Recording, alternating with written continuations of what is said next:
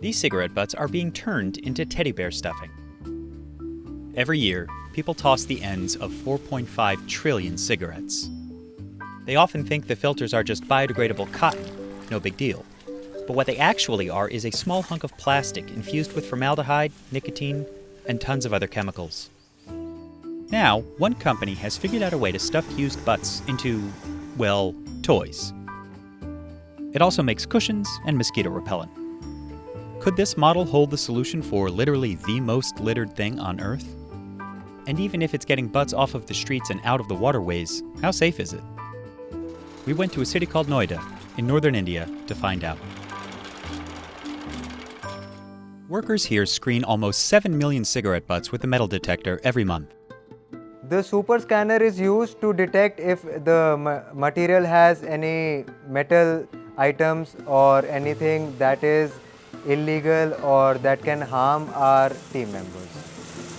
A network of hundreds of people collect butts off the streets of Noida. A company called Code Effort pays them about 300 rupees per kilo.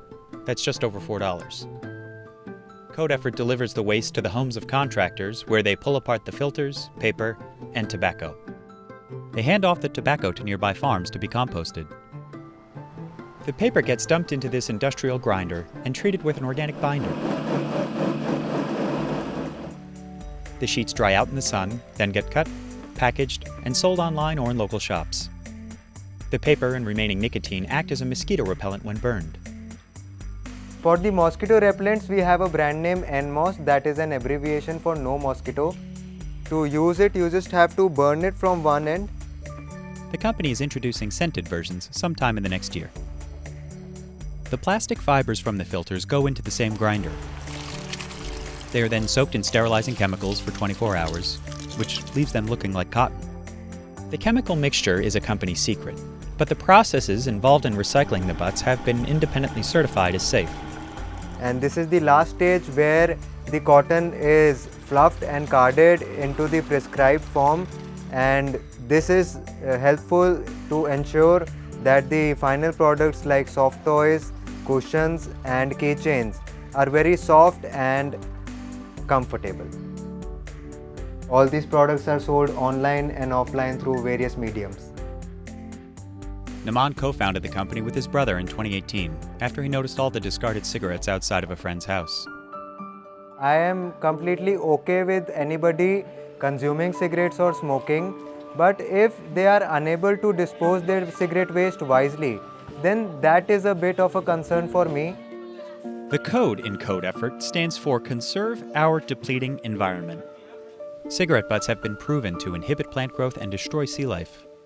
They leach nicotine and heavy metals into soil and water, and then take about a decade to degrade into microplastics that scientists say are already a massive problem worldwide. But cigarettes didn't even have filters when they first became popular in the early 1900s. In 1950, Viceroy became the first brand to feature a filter made of plastic fibers. It's a Viceroy. Notice how that deep weave filter smooths out the taste? In 1957, the Surgeon General published a report linking cigarettes to lung cancer. More cigarette companies rushed to add plastic filters. Today, 98% of all cigarettes have them. But the truth is that while filters do block some toxins, they mostly just make it easier to inhale. So far, Code Effort has recycled 300 million butts. That's a tiny percentage of the cigarettes that are littered every year. But it's a start. And organizations all over the world are working on solutions. Some have proposed banning butts altogether. In January, New York lawmakers introduced a bill that would end the sale of cigarettes with single-use filters by 2023. San Francisco levied a tax on cigarettes to fund cleanup efforts starting in 2010. That same year, a company in San Diego called Green Butts developed a filter that decomposes in a few days.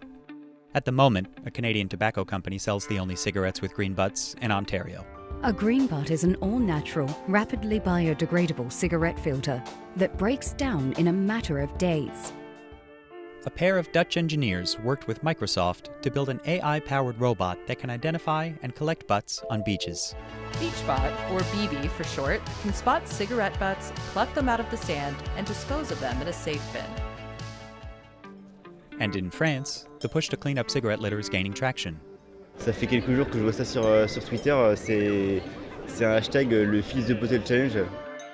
The government announced in July that it will charge cigarette manufacturers about 80 million euros a year to fund a cleanup effort. And one theme park a few hours from Paris trained half a dozen crows to do the job. C'est bien, c'est super. Still, cleaning up after people litter is only part of a solution. Et voilà, on voit sur le parking, il y a des détritus et les corbeaux sont en train de les ramasser, c'est pas normal, c'est presque à nous, humains, de faire attention. C'est le message final. But so long as people keep throwing their butts, Naman says he will keep going. I have the hunger to solve the problem of the society as well as boost the economy. I'm just a human being who is trying to better himself each and every day.